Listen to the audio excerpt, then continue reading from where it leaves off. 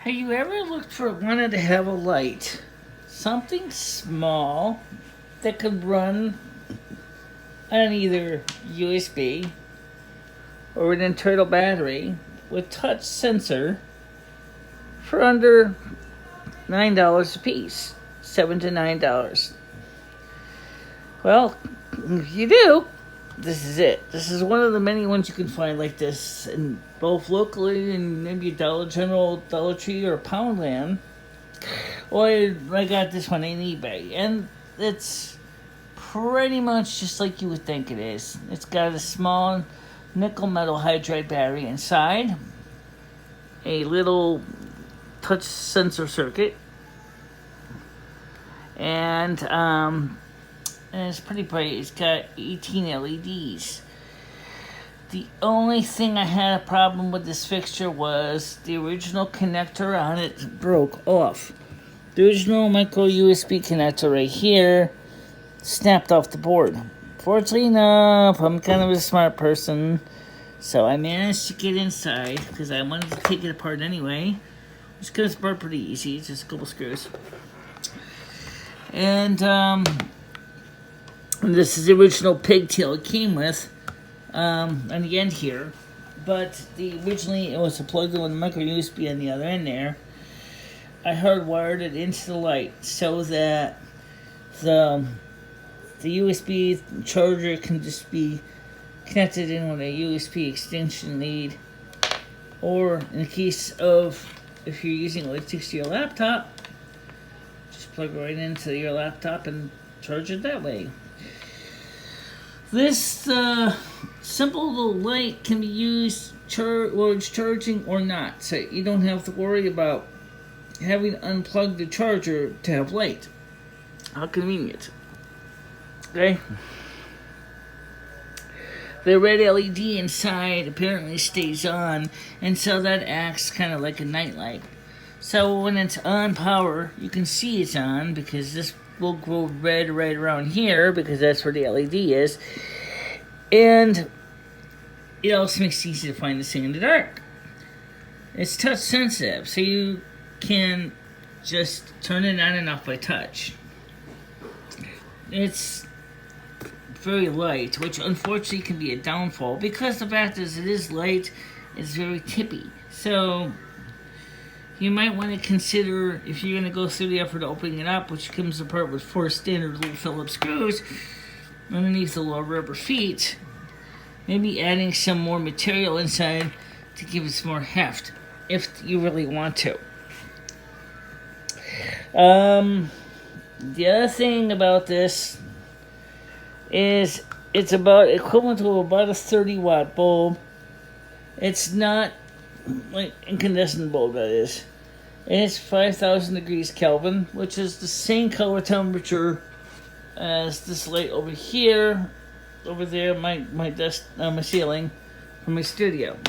Probably the same kind of LED sensors are inside too.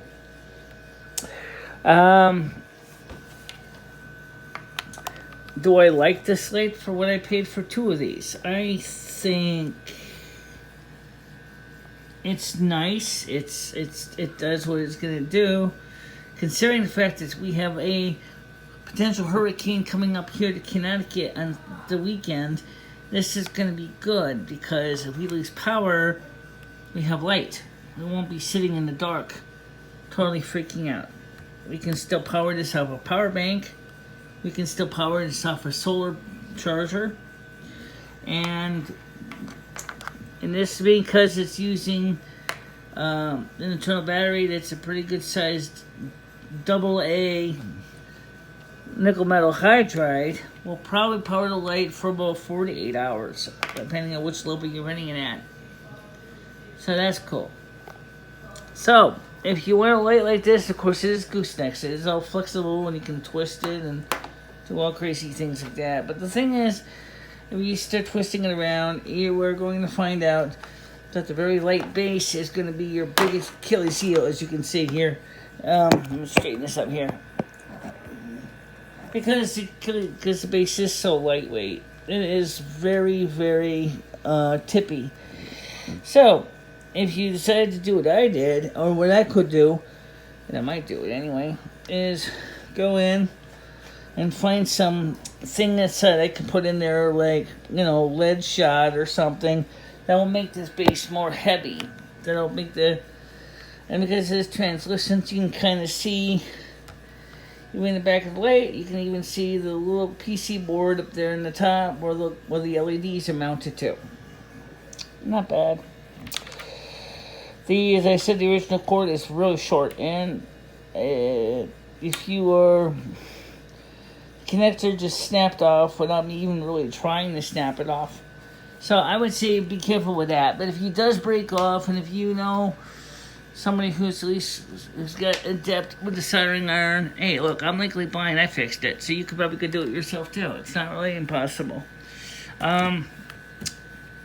You could even, of course, do what I do, just do a USB socket removal and just wire this in directly, because this is the wire. This is as long as it was.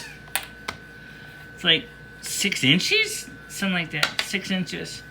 Maybe 15 centimeters. I don't know. It's really, really short light. It's not really a very long cord at all. So, this is the connector, and like I said, these USB connectors they're ubiquitous. They're in cell phones, they're in everything else.